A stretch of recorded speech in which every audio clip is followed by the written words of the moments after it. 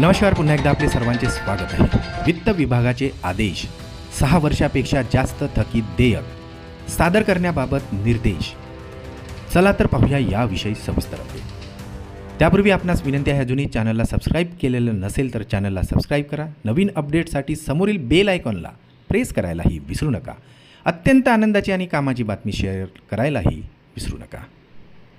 6 वर्षापेक्षा जास्त कालावधीच्या थकीत देयकांना प्रशासकीय मंजुरीसाठी शासनाकडे सादर करण्याबाबतचे निर्देश वित्त विभाग महाराष्ट्र शासनाकडून देण्यात आलेले आहे. महाराष्ट्र कोषागार नियम 1968 मधील नियम 151 आणि मुंबई वित्तीय नियम 1959 मधील नियम 39B नुसार कार्यपद्धती आणि अधिकार क्षेत्रसुद्धा निश्चित करण्यात आलेले आहे.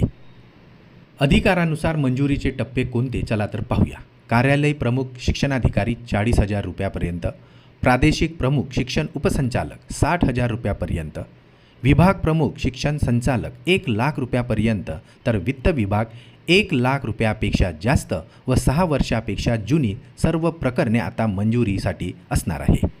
निर्णयानुसार मार्गदर्शक सूचना व प्रक्रिया जाहीर करण्यात आली आहे. चला तर पाहूया. 6 वर्षापेक्षा जुन्या परंतु कायद्याने कालबाह्य न झालेल्या मागण्यांसाठी हे नियम लागू असणार आहेत. तर प्रस्ताव सादर करण्याची पद्धत ही मार्च 2020 पर्यंतची जुनी प्रकरणे शासनाकडे आता सादर करावी लागणार आहे. शालार्थ प्रणाली अंतर्गत थकीत देयके वेतनवाढ प्रस्तावासाठी आवश्यक बदल करण्यात आले असून सर्व प्रस्ताव आता ऑनलाईन सादर करणे अनिवार्य करण्यात आलेले आहे. प्रस्तावास विलंब होण्यास संबंधित कर्मचारी दावेदाराचा निष्काळजीपणा नसल्याचे नियंत्रण अधिकाऱ्याकडून प्रमाणित करून घेणे आता बंधनकारक असणार आहे.